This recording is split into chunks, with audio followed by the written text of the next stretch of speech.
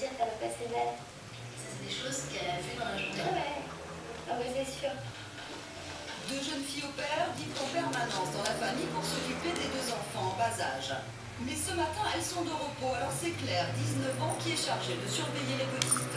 Et pas question pour Claire de garder ses petites sœurs en dilettante, car elle est elle-même sous haute surveillance.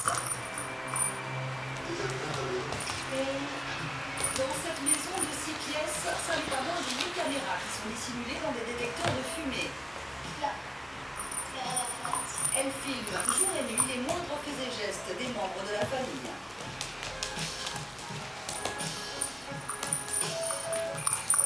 La nuit, on peut voir aussi. Le jour, quand il y a trop de lumière, ça s'atténue, on peut voir aussi. Ça fait bizarre. Ça fait bizarre, toujours être surveillé en fait.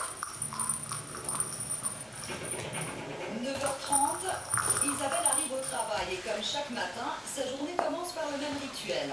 Elle se prépare un café et se connecte à sa maison.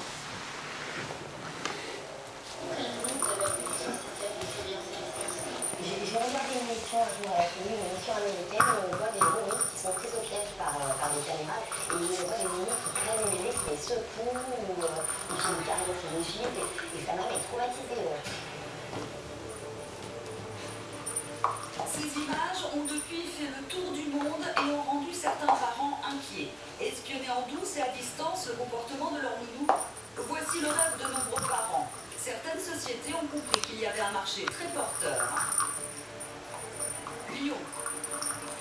Nous sommes au siège de la société qui a installé le dispositif de surveillance chez Isabelle. Guillaume Butin, le PDG de cette entreprise, a fait de l'angoisse des particuliers son business florissant. L'intégration du système de microsurveillance est de moins en moins commune. Ça permet, in fine, de garder un œil où vous soyez en temps et à l'existence de vos proches. C'est aujourd'hui le premier argument, c'est de surveiller vos proches, de voir vos robins courir dans la maison si vous êtes à l'autre bout. La petite entreprise de Guillaume Butin ne connaît pas la crise. Elle affiche un chiffre d'affaires de 200 000 €.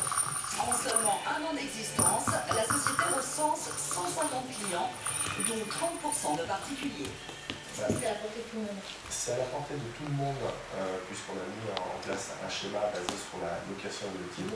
Donc c'est-à-dire que ça ne coûte pas plus cher que l'AWF ou chez un opérateur téléphonique. Pour 50 € par mois,